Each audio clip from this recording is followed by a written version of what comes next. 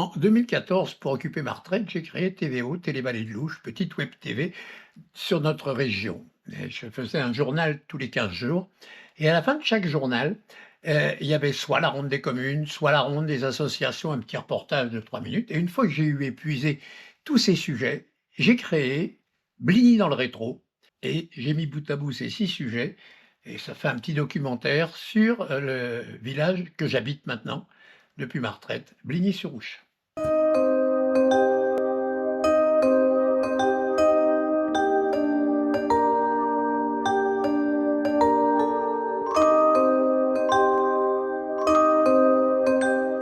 Tout d'abord, merci d'avoir accepté de participer à cette rubrique.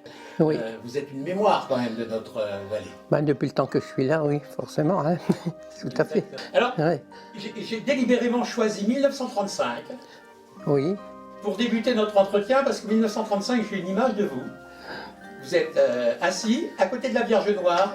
oui, tout à fait. Alors, la vie d'un enfant en 1935 à Bligny, c'était quoi?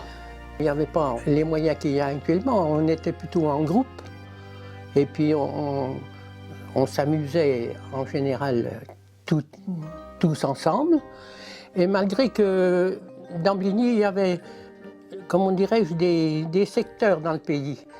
Il y avait la place, on s'assemblait ceux de la place. Il y avait ceux qui habitaient rue de l'Église, rue Fricot. Et puis ici, c'était un autre quartier, c'était divisé un petit peu par quartier. Mais on se retrouvait à l'école, c'était tous ensemble, on était tous ensemble. L'école, elle se trouvait à la mairie au premier étage pour les garçons.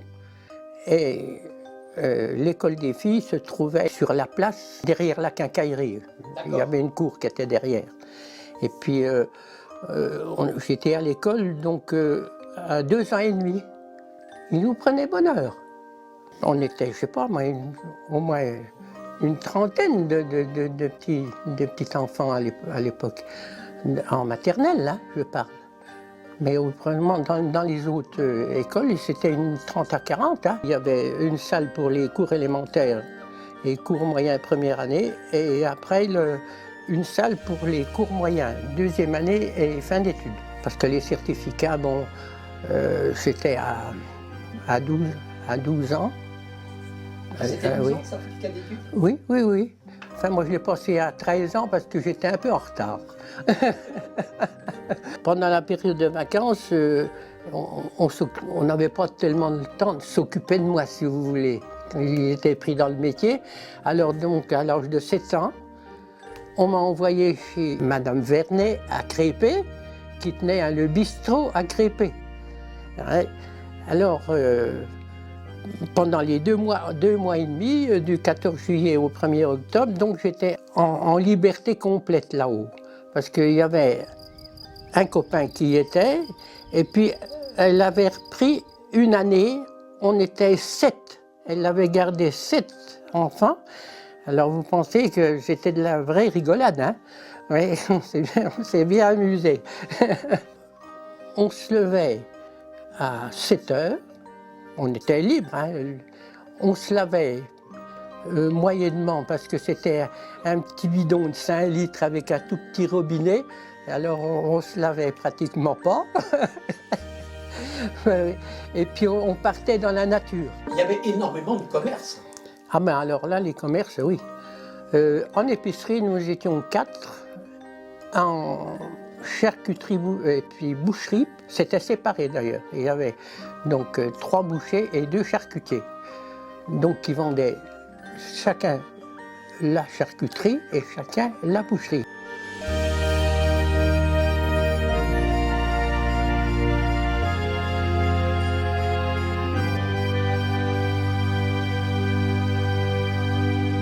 C'est après la guerre que le boucher s'est mis à faire la charcuterie et le charcutier de la boucherie.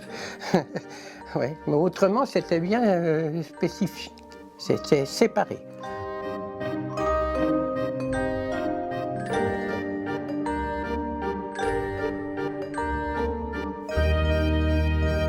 Il y a combien de boulangers? 3 boulangers. Et des cafés, il y en avait combien? Oh ben alors là, mon père m'a raconté qu'il y avait 7 cafés à Bligny, enfin bien avant. Mais en général, il y avait donc sur la place les deux qui sont actuels. Et puis il y en avait un sur la route de Beaune, et puis il y avait un petit bistrot qui se trouvait à l'entrée de Bligny aussi, quand il y avait le taco, donc il y avait un bistrot à côté. Il y avait la petite gare à la sortie de Bligny, là, sur la route de Beaune.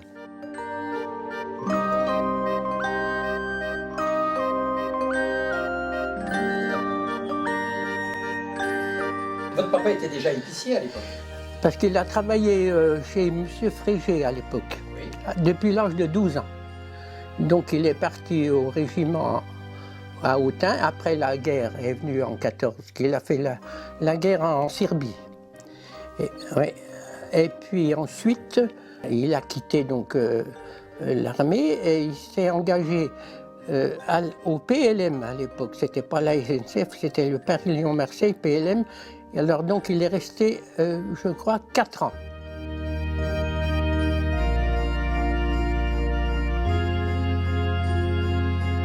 Et puis son ancien patron lui a demandé s'il pouvait reprendre le magasin ici.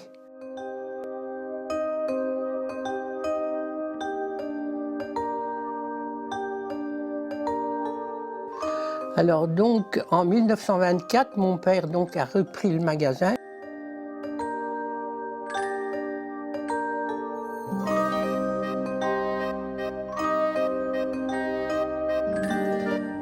Maintenant, on va parler du taco.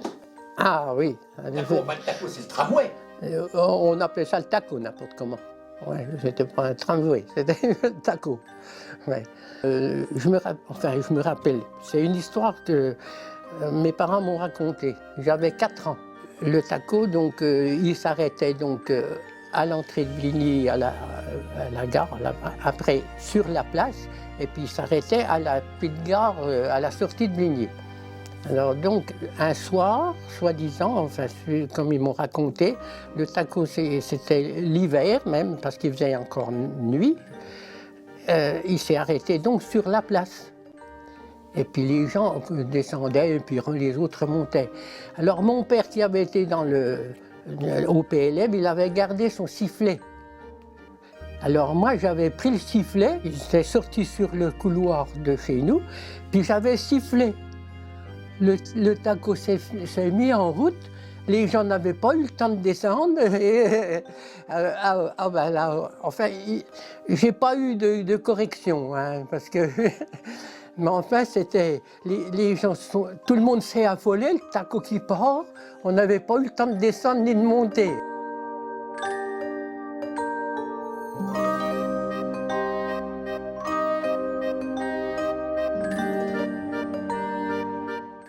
Du taco, c'était combien de fois? Une fois par jour? Donc 2 fois, le matin et le soir. Enfin, il partait donc sur Beaune. Le terminus, c'était Beaune. Mais de l'autre côté, c'était quoi? Pouilly? Non, ça doit être Semur.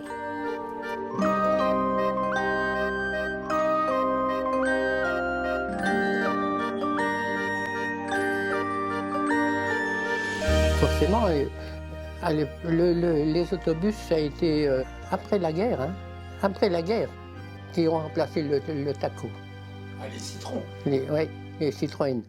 Ouais. Je ne me rappelle plus la date exacte. Ouais. Puisque il a été démonté en 37 ans, enfin 37-38, je suppose. Puis ils ont enlevé les rails en 39. Ouais. On était tellement habitués avec ce taco-là, enfin avant la guerre, comme ça, ouais, ça a complètement changé après. On les comptait sur les doigts de la main, les voitures à Bligny. Mais bien sûr, parce que moi comme gamin, je me rappelle avoir fait des barrages dans le ruisseau. On faisait couler la borne fontaine, on faisait des barrages le long de la route. On voyait une voiture tous les 2-3 heures, c'est tout. Et il n'y avait pas beaucoup de voitures. Ah, oui. Et c'était les riches qui les avaient.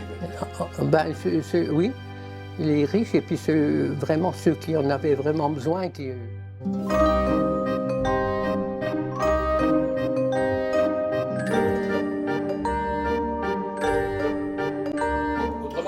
c'était voiture à chevaux? Bah oui, beaucoup, oui, oui, oui. Il y avait chez Griffonnet, ils avaient aussi, elle faisait des tournées avec son petit âne pour vendre des légumes dans Bligny. Et puis, elle ramassait encore un peu les ordures avec sa petite voiture avec son âne, me rappelle. Alors maintenant, il faut des camions. Mais avec une voiture à âne, on ramassait les ordures à Bligny. Et après le certificat d'études, les jeunes, qu'est-ce qu'ils faisaient à Bligny? Après, bon, ben, on partait soit ce qui pouvait en études à Dijon ou à Beaune, mais autrement, bon, ben, on était dans le circuit tout de suite, soit dans les garages, soit chez le mitron en boulangerie, et puis enfin dans les restaurants. Il y avait que des vélos à l'époque, encore avant la guerre, là. Avec des vélos. Alors donc tout le monde travaillait un peu sur place, trouvait du travail comme ça. Parce que j'avais un copain, il avait donc quitté l'école, donc il avait 4 ans de plus que moi. Alors il travaillait au garage chez un dénommé Barré. Alors donc un jour j'étais encore en classe à l'école, et puis donc à la récréation, on appelait le mécano. Voilà le mécano qui avait un vélo orange. Oh, ben alors, tout de suite, tout le monde a été groupé. Alors mon mécano s'était payé un vélo. Vous vous rendez compte, à l'époque, hein, un vélo d'occasion orange. Alors, on était tous là, on était contents pour lui, il avait pu se payer un vélo. Tandis que maintenant, bon, c'est une voiture. Oui, on est content quand on peut s'acheter une voiture, tandis que nous, c'était le contraire, un vélo d'occasion.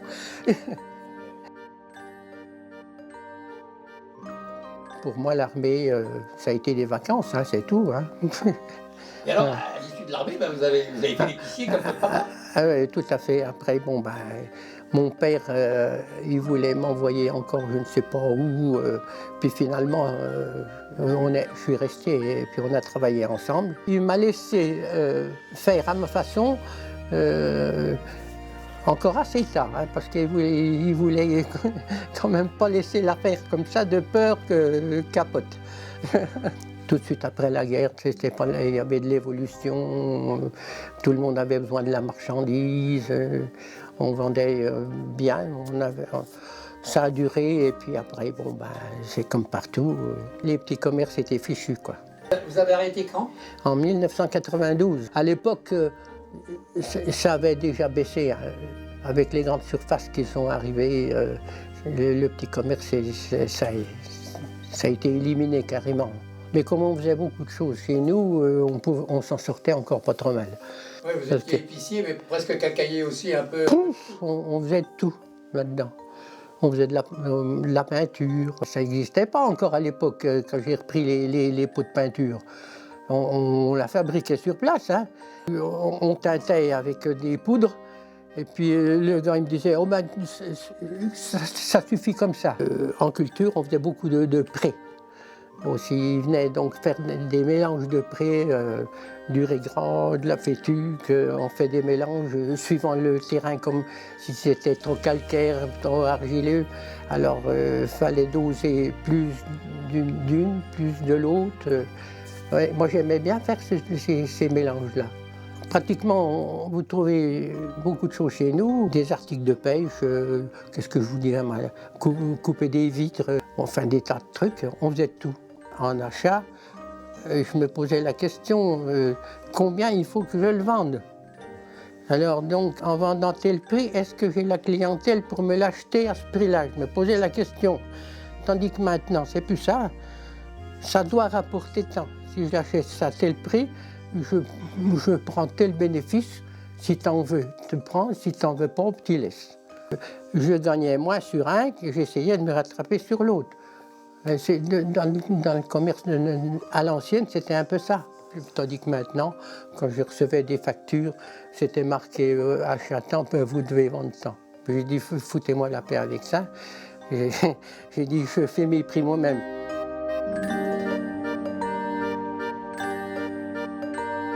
Quand vous étiez enfant, vous vous rappelez de vos Noëls? Ben oui. Alors pratiquement, moi je n'ai pas à me plaindre de ce côté-là. Mes parents m'ont gâté, si vous voulez. Parce que on donnait un petit peu son avis, on voulait telle ou telle chose, hein. Sauf étant beaucoup plus grand, je me rappelle que j'avais pas tellement bien travaillé à l'école, naturellement. Alors ce Noël-là, on m'avait donné un bureau, moi qui rêvais d'un train électrique, alors ça m'a vraiment changé. Enfin, le train électrique, je vous le dis tout de suite que je l'ai eu quand même, mais après, peut-être l'année ou 2 ans après. Bligny, quand vous étiez petite, était déjà... Ah, moi j'ai toujours connu l'électricité, hein. Ah oui, tout le temps, ah oui. Ah oui.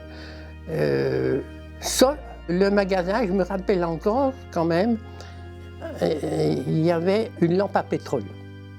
Une grosse lampe à pétrole qui éclairait le magasin, je me rappelle. Quand j'étais gamin, puis après, bon, mon père a fait installer l'électricité, mais autrement l'électricité, elle était déjà connue. Mais je ne sais pas pourquoi qu'il y avait cette lampe à pétrole. Ça usait 1 litre de pétrole par jour pour éclairer le magasin. Ça coûtait même peut-être plus cher que l'électricité à l'époque. Et l'eau, c'est pareil, vous avez l'eau... Ah ben l'eau, je l'ai toujours connue sur l'évier. Puisque la conduite, elle était à 2 mètres. C'était même avant mon père que le gars, il lui avait dit, ben, mettez-moi l'eau sur l'évier. Alors j'ai toujours connu, moi, l'eau... Tout le monde ne l'avait pas, Bligny. Oh ben pas du tout. On est les premiers à avoir eu l'eau vraiment sur l'évier. Ouais. Autrement, c'était des bornes-fontaines que je me rappelle qu'il y en a beaucoup qui venaient chercher de l'eau avec des seaux, quoi. Carrément, hein.